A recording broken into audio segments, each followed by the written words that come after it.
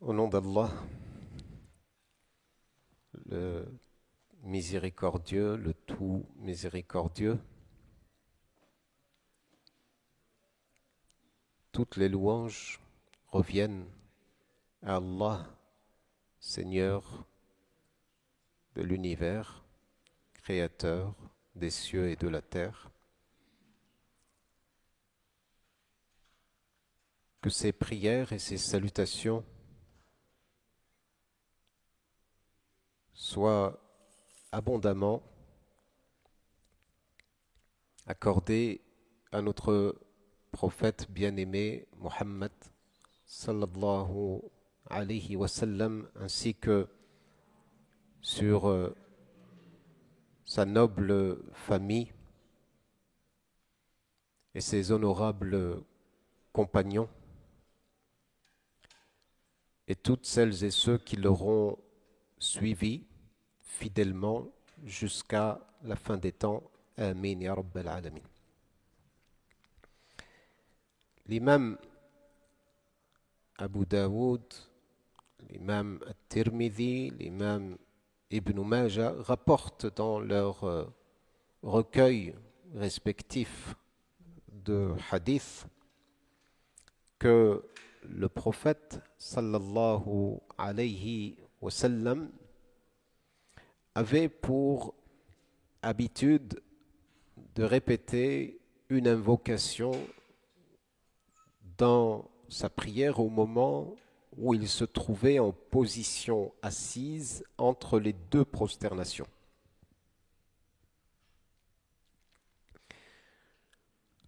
Cette invocation contient 7 éléments. Et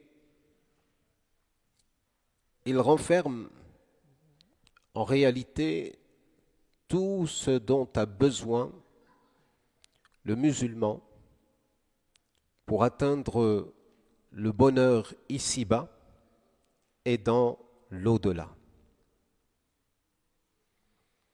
On remarquera qu'il y a 7 éléments et le 7, c'est le nombre des versets de la sourate al-Fatiha et c'est aussi le nombre des membres sur lesquels le musulman est appelé à se prosterner. Et dans cette invocation également, il y a 7 éléments donc qu'il convient d'apprendre et de mettre en pratique dans sa prière. Le premier élément, c'est « Oh mon Dieu, pardonne-moi ». Précisément, il a utilisé le terme « Allahumma ghfir li », donc pardonne-moi.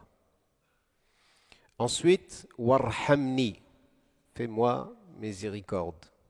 « Wajburni », qui veut dire compense et consolide ou répare. On verra par la suite à quoi renvoie exactement ce terme.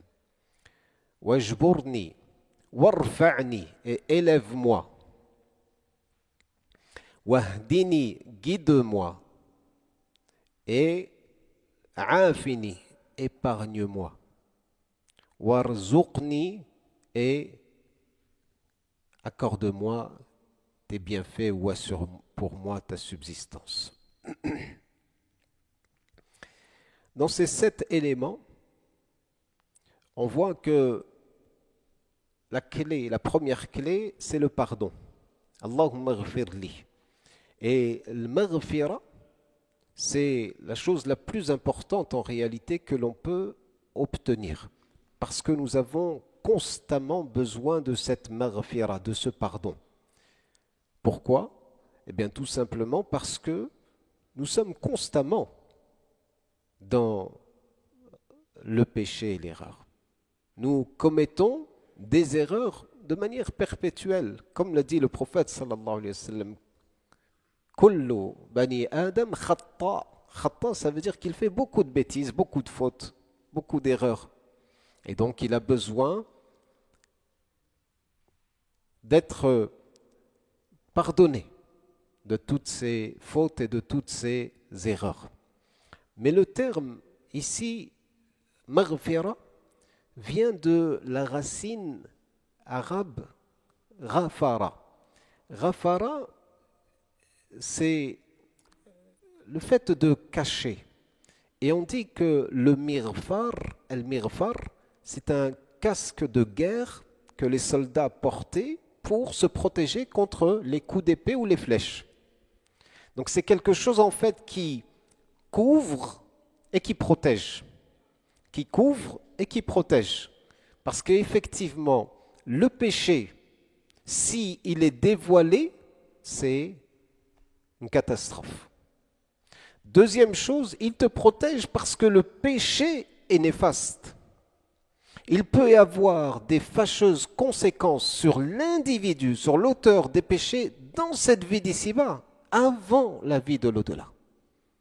C'est pour cela que s'il n'est pas à l'abri, il n'est pas protégé contre ses propres méfaits, contre ses propres fautes, il risque de sombrer dans une spirale qui va lui accorder ou lui apporter que des ennuis dans cette vie d'ici-bas et dans l'au-delà. D'où la nécessité de demander toujours à Allah tabaraka wa ta'ala de couvrir ses péchés et de les empêcher d'être dévoilés bien évidemment, mais l'empêcher de inonder notre vie par les catastrophes et les ennuis qu'ils peuvent provoquer. Et donc la maghfira, ensuite la rahma, la miséricorde. Parce que la rahma, la miséricorde d'Allah tabaraka wa ta'ala, c'est un don supérieur au pardon. Le pardon, c'est le fait qui couvre tes péchés. Ok, tu es à l'abri du mal de ses fautes, tu n'es pas dévoilé, etc. Mais ça ne te garantit pas d'obtenir les dons de Dieu. Ça ne te garantit pas de rentrer au paradis. C'est pour cela que si Allah tabaraka wa ta'ala, après avoir couvert tes péchés, les avoir pardonnés, il te fait don de la miséricorde, là tu es sûr de rentrer dans la demeure de la paix, la demeure de la récompense qu'Allah tabaraka wa ta'ala réserve à ses serviteurs. Allahumma ja'alna minhum ya rabbil alamin. Et donc, la maghfira, elle va te permettre d'obtenir les dons de Dieu. De la même manière que la rahma, pardon, elle va te permettre d'obtenir les dons de Dieu. La maghfira, elle repousse les choses négatives. La rahma, elle t'attire les choses positives. D'un côté, il y a le négatif qui est repoussé. De l'autre côté, il y a le positif qui est attiré et qui est acquis. C'est pour cela qu'on trouve souvent dans le Coran Karim le mariage, le couple de al-maghfira et al-rahma. Par exemple, Sayyidina Adam, alayhi salatu wassalam, quand il est sorti du paradis, il a dit Rabbana zalamna anfusana wa illam taghfir lana wa tarhamna lanakunanna min al-khasirin. Oh mon Seigneur, si tu ne nous pardonnes pas le maghfira wa tarhamna et tu ne nous fais pas miséricorde, on est du nombre des perdants. On a besoin des deux. Donc Allahumma ghfirli warhamni. Ensuite, il y a wajburni. Wajburni, ça vient de la racine, comme on a dit tout à l'heure, jabara. Jabara, ça veut dire, ça renvoie à plusieurs choses. Tout d'abord, le fait de réparer quelque chose qui est cassé ou qui a été gâté. Quelque chose qui est cassé ou qui a été gâté. Et donc, quand on le répare, on pratique le jabr. C'est pour cela qu'un des noms d'Allah tabaraka wa ta'ala est Al-Jabbar.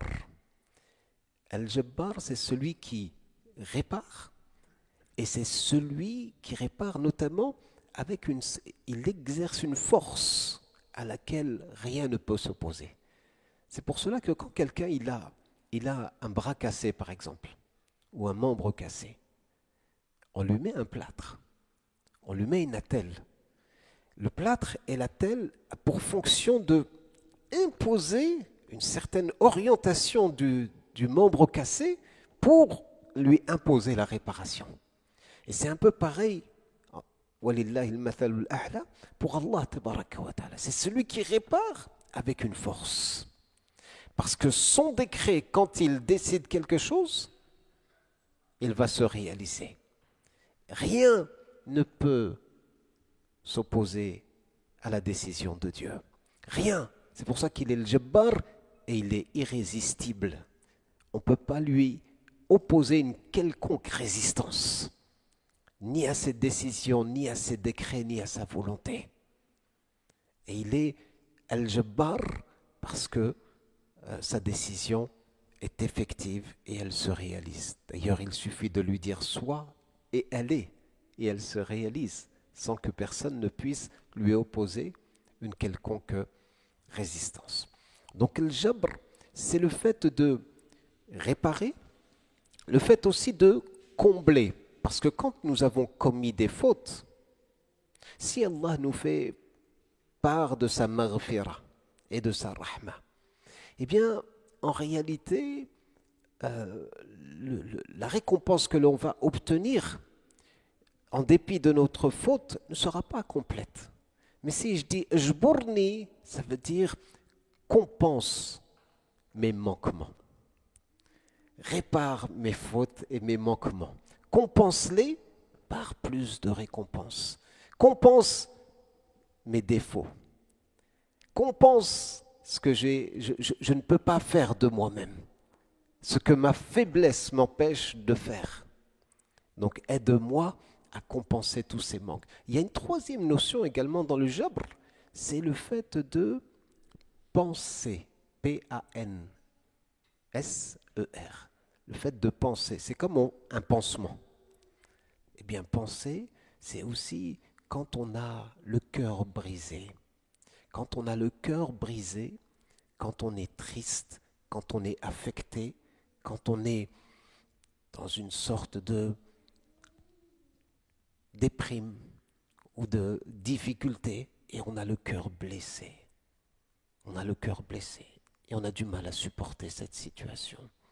Et c'est ça d'implorer Al-Jabbar pour qu'il pense les blessures, les difficultés, les tristesses, afin que celles-ci soient totalement évacuées et dissipées du cœur. Ça veut dire ça aussi, wajburni. Donc Allah tabaraka wa ta'ala, il est de cette manière, entre guillemets, le consolateur, celui qui va consoler ses serviteurs tristes. Celui qui va consoler ses serviteurs qui sont tristes.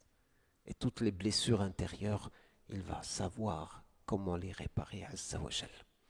Ensuite, warfa'ni, élève-moi.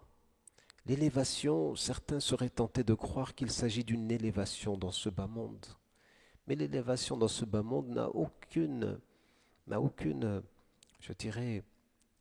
intérêt si elle n'est pas accompagnée par la foi, la lumière de la foi. Parce que combien ces personnes qui sont hautement élevées sur terre par la notoriété, par le pouvoir, par l'argent, par ceci ou par cela, donc ils ont énormément de critères mondains qui leur permettent d'être élevés au regard des gens. Mais si cela n'est pas accompagné par la lumière de la foi et de la révélation, eh bien cela peut être très dangereux et néfaste pour la personne. C'est pour ça que la considération, toute la considération qu'il faut apporter sur l'élévation, c'est celle de l'au-delà. C'est celle qui se trouve auprès d'Allah, azza wa jal, pas celle de dunya.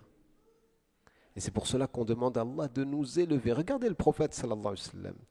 Dans quelles conditions il était? Il était dans une condition modeste. Il n'était pas un roi, il n'était pas un puissant, il n'était pas un riche. Quand bien même il pouvait avoir tout ça. S'il le demandait, Allah lui aurait accordé. Il pouvait, mais il a refusé et accepté de vivre modestement. De vivre modestement, mais pourtant, sa renommée est élevée, a dit Allah tabaraka wa ta'ala. Sa renommée est élevée auprès de Dieu. Et d'ailleurs, Le jour du jugement dernier, tout le monde attestera de cette élévation du prophète Mohammed sallallahu alayhi wa sallam, car Allah il lui a donné al-shafa' al-uzma, il lui a donné le maqam al-mahmoud, il lui a donné al-hawd al-mawroud, c'est-à-dire le bassin, il lui a donné l'étendard de la louange, il lui a donné la grande intercession, et il lui a donné al-wasila, qui est une place la plus haute de paradis que seul un homme a, c'est le prophète Mohammed sallallahu alayhi wa sallam. Donc l'élévation, c'est auprès d'Allah azza wa jal. Donc on dit warfa'ni, donc élève-moi, et ensuite on dit wahdini, guide-moi dans le droit chemin, la voie de la rectitude. Comme vous le savez, cette demande est la demande la plus importante que l'on puisse exprimer à Allah azza wa jal. Il n'y a pas de plus valeureux cadeau que d'obtenir celui d'être guidé dans le droit chemin. C'est pour cette raison qu'on demande à Allah azza wa jal 17 fois par jour, matin et soir, dans toutes nos prières. Qu'est-ce qu'on dit dans la sourate al-Fatiha? Ihdina as-sirat al-mustaqim. Guide-nous dans le droit chemin. Guide-nous dans le droit chemin. Guide-nous dans la voie de la rectitude, la voie de ceux que tu as comblés de tes bienfaits, et non pas celle des réprouvés, ni celle de ceux qui s'égarent. Et donc, le meilleur don que tu puisses obtenir, c'est d'être guidé dans le droit chemin. Et ensuite, le prophète Mohammed sallallahu alayhi wa sallam dit dans ce dua, wa afini. Afini, c'est, comme il a dit dans un hadith, une personne n'aura jamais obtenu un don plus valeureux que l'afia. L'afia, c'est le fait d'avoir le salut, d'être épargné. Et quand on demande à Allah tabaraka wa ta'ala d'être épargné, qu'est-ce que ça veut dire? D'être épargné de tout ce qui pourrait nous faire du mal dans notre vie corporelle, dans notre chair, mais également dans notre cœur. Dans notre cœur, c'est-à-dire tout ce qui relève du physique et tout ce qui relève du métaphysique, tout ce qui relève de la vie d'ici-bas et de la vie spirituelle. C'est regrouper l'afia des deux, de dunya et de l'akhira, de la vie profane et de la vie religieuse. Ceux qui arrivent à obtenir cela, ils ont obtenu un don incommensurable, immense de la part d'Allah azza wa jal. Et c'est pour cela que le prophète sallallahu alayhi wa sallam, matin et soir, il demandait à Allah tabaraka wa ta'ala ce dua. Il disait Allahumma inni as'aluka al-afwa wal-afiya fi dunya wa fi al-akhirah. Allahumma inni as'aluka al-afwa wal-afiya fi dini wa dunyaya wa ahli wa mali. Ça veut dire, je te demande de m'épargner, de me protéger finalement dans ma religion, fi dini, wa dunyaya, wa mali, wa ahli, donc dans ma religion, dans ma vie, dans mes biens et dans ma famille. Si tu as réuni tout ça, tu n'as plus besoin de rien. Allah t'a protégé dans tout ça. Souvent on pense à la protection de Dieu dans nos acquis, dans nos possessions, dans nos propriétés, dans notre richesse, dans notre santé. La santé, c'est vrai, mais il y a aussi la santé spirituelle à laquelle il faut penser. Parce que de deux choses l'une, soit quand on dit Allahumma afini, soit la personne, elle est malade. Elle dit Allahumma afini, ça veut dire repousse cette maladie. Si elle n'est pas malade, ça veut dire protège-moi contre ces maladies. Et la maladie, elle est de deux sortes. La maladie corporelle et la maladie spirituelle. La plus dangereuse, c'est laquelle? C'est la maladie spirituelle. Parce que la maladie corporelle, elle n'a d'impact que dans cette dunya. Alors que la maladie spirituelle, elle peut être reconduite jusqu'à l'éternité. C'est pour cette raison que le prophète sallallahu alayhi wa sallam insistait tant et invitait les musulmans à demander à Allah l'afia. L'afia. Pour ça qu'on dit Allahumma inna nas'aluka tamam al-afia. ودوام العافية والشكر على العافية. Ça veut dire tamam al-afia, c'est toute la afia, toute la protection, tout l'épargnement. Wadawam al-afia, en permanence.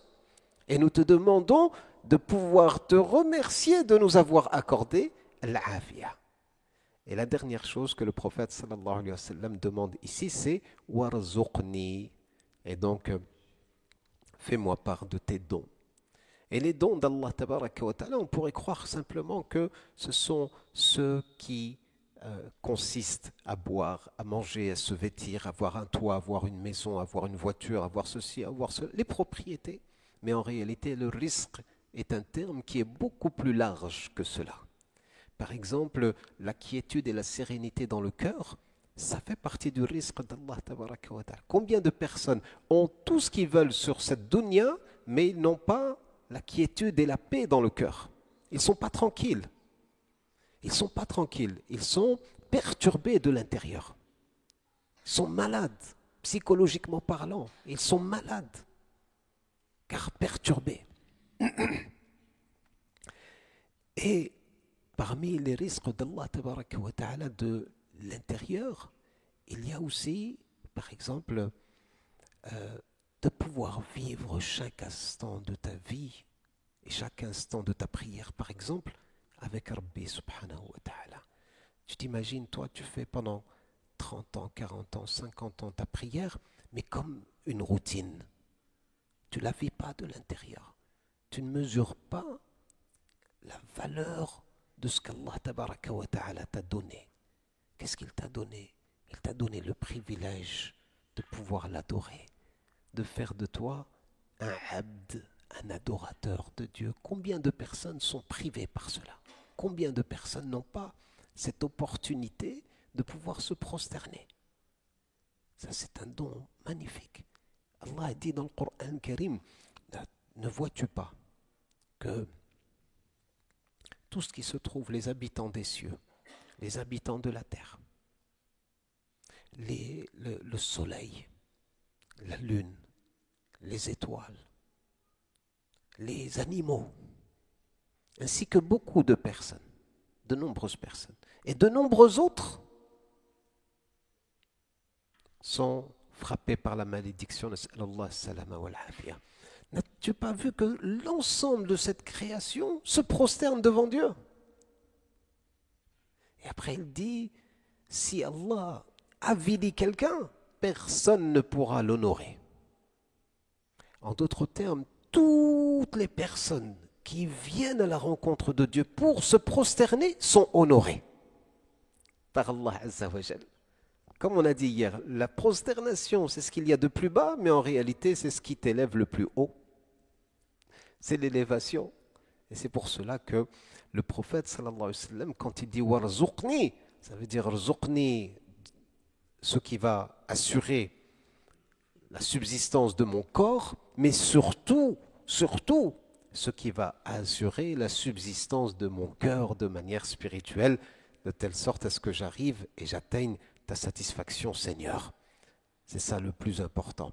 Donc il y a 7 éléments que le prophète sallallahu alayhi wa sallam demandait dans sa prière entre les prosternations. Essayons de les apprendre et essayons de les mettre en pratique. Wa sallallahu wa sallama wa baraka ala nabina Muhammad wa ala alihi wa sahabati ajma'in. Subhana rabbika rabbil izzati amma yasifun.